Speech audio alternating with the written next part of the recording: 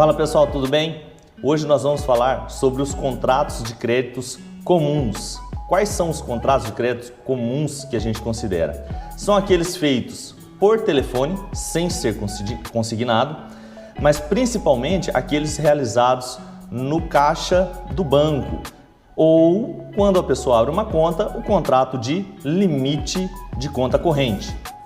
Paralelo a isso, a gente vai trazer aqui também, e se aplica essa mesma regra que a gente vai tratar aqui, os contratos de cartão de crédito e os contratos de crediário de lojas, tá? Então, todo esse universo de crédito, a gente trata ele de uma forma só. Primeiro, normalmente o nosso cliente não vai ter a cópia do contrato, tá? Então, a gente vai partir dessa base, né? Lembrando da aula passada, então, vou peticionar dizendo que meu cliente, ele é consumidor, ele é hipossuficiente, fizeram uma venda para ele sem explicar direito como é que seriam as regras dessa venda. Por conta disso, eu preciso da cópia desse contrato para questionar as cláusulas contratuais de eventuais abusos desse contrato, tá? Detalhe interessante desses contratos comuns de crédito, eles não possuem nenhum tipo de garantia. Ou seja, a garantia é o nome do próprio cliente. E um outro detalhe, a regrinha de ouro, pessoal, de ouro. Raramente esses contratos são executados. É muito raro uma execução de cartão de crédito, uma execução de crediário, uma execução de limite de conta corrente, uma execução de empréstimo de CDC feito no caixa eletrônico do banco. Por que que é raro? Por alguns motivos. Primeiro motivo, é o contrato de varejo mais comum e por conta de custas não compensa para o banco tomar essas medidas. Então, o seu cliente, lógico, não precisa ficar sabendo que ele não será executado ou que dificilmente ele vai ser executado, mas o nome dele vai para o Serasa, tá? Isso é um fato. A gente pode entrar com um pedido de liminar para não sujar o nome dele enquanto a gente estiver questionando esse contrato? Pode, só que não venda esse serviço como uma garantia, tá, pessoal? A gente vai falar aí de alguns outros contratos onde a gente usa a consignação e pagamento, que é o depósito judicial, como uma via para conseguir a liminar. Então, nesse caso aqui, a gente vai pedir a liminar para não sujar o nome, para não ter protesto e tudo mais, só que é um pouco mais difícil. A maioria dos juízes não gostam de dar esse tipo de liminar, a não ser em casos excepcionais, ou em caso onde a gente vai prestar algum tipo de garantia. Eu não recomendo. A recomendação para o cliente é: pare de pagar, não se preocupe com o pagamento, nós vamos entrar com a revisional, questionar essa dívida, eventualmente essa dívida pode vir a ser executada, eu já disse para vocês isso, na verdade é raro, mas ainda que ela seja executada, a gente vai defender e depois, no segundo momento, nós vamos falar aí de embargos de execução ou exceção de pré-executividade, né? Mas nós vamos entrar com a medida revisional. Qual que é o objetivo principal dessa revisional, pessoal? Provocar o banco e trazer ele para a mesa para, em um segundo momento, fazer acordo. Esse é um dos contratos mais fáceis de fazer acordo. Por que que ele é um dos mais fáceis de fazer acordo? Muito simples, não tem garantia. A garantia é a próprio cliente. O cliente que não está pagando o banco, ele já está em dificuldade financeira.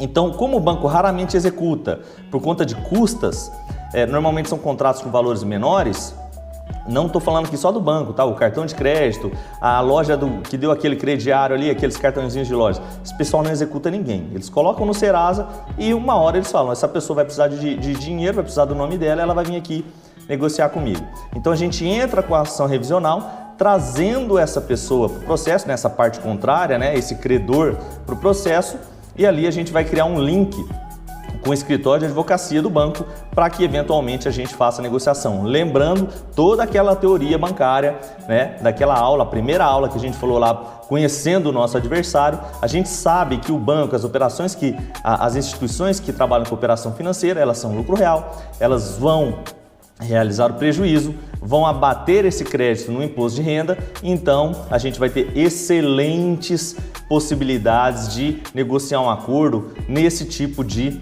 contrato. E o que eu vou discutir na minha revisional? Bom, aqui a gente vai aplicar aquelas regras clássicas que a gente falou na aula passada. foro de eleição, primeira coisa que eu vou colocar, possibilidade de acumulação de cobrança de juros, juros capitalizados, que mais? Taxas, eventualidade de cobranças de taxas e a venda casada, seguro, entre outros. A gente vai fazer a nossa petição, é a petição geral zona mesmo, onde a gente coloca todas essas teses e depois, lógico, no segundo momento a gente vai falar das teses em específico, na hora que a gente for falar de processo, né? A gente coloca todas essas teses, pede a exibição de documento, pede para o cliente parar de pagar e entra com o processo. É raro o juiz dar a liminar, mas enfim, o banco vai chegar para o processo, vai se defender, vai trazer ou não o contrato e em cima disso a gente vai fazer a análise contratual melhor nesse processo e vai começar a fazer a negociação. Regra de ouro de negociação, pessoal, 10% do valor inicial da dívida. O cliente pegou 10 mil reais emprestado com o banco, proposta de acordo, R$1.000 à vista. R$1.000 à vista. Como eu já disse, a proposta de acordo, se ela for à vista, ela sempre será mais forte. Sempre. O banco vai anotar, a instituição financeira, o credor vai anotar no sistema e aí a gente começa a negociação. Pessoal, em menos de um ano é comum que a gente consiga fazer acordo e reestruturar essa dívida para o nosso cliente, tá? Um detalhe, pessoal, quando a gente for falar de superendividamento, a coisa muda um pouco, tá? Eu estou falando aqui em contratos em que não é possível aplicar o superendividamento. Então a gente vai entrar com ação revisional contra o cartão de crédito, contra o cartão de uma financeira, contra o cartão de uma instituição de venda de varejo, cartão de crédito, limite de conta corrente, tá? O tratamento é o mesmo, ou seja, fala para o cliente, para de pagar, vou tentar limpar o seu nome, não vou te prometer a liminar, mas vou tentar. A gente vai discutir tudo isso num processo e, na medida do possível, a gente vai começar a negociar o acordo para você e a gente vai conseguir reestruturar isso daí, principalmente via acordo, tá? Numa aula específica, pessoal, a gente vai falar, principalmente em Hot Seat, depois quando a gente for fazer aí os nossos encontros mais para frente, aqui nesse curso, a gente vai falar sobre as negociações de acordo e o resultado de todos esses processos.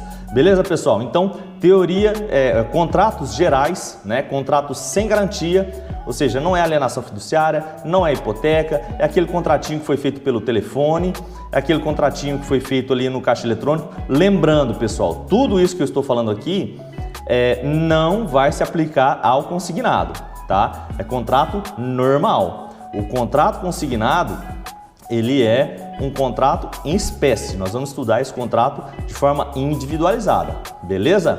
Então, essa era a nossa aula de hoje. Até o próximo contrato. A nossa próxima aula vai ser, inclusive, sobre mais um contrato bancário. Beleza, pessoal? Até a próxima!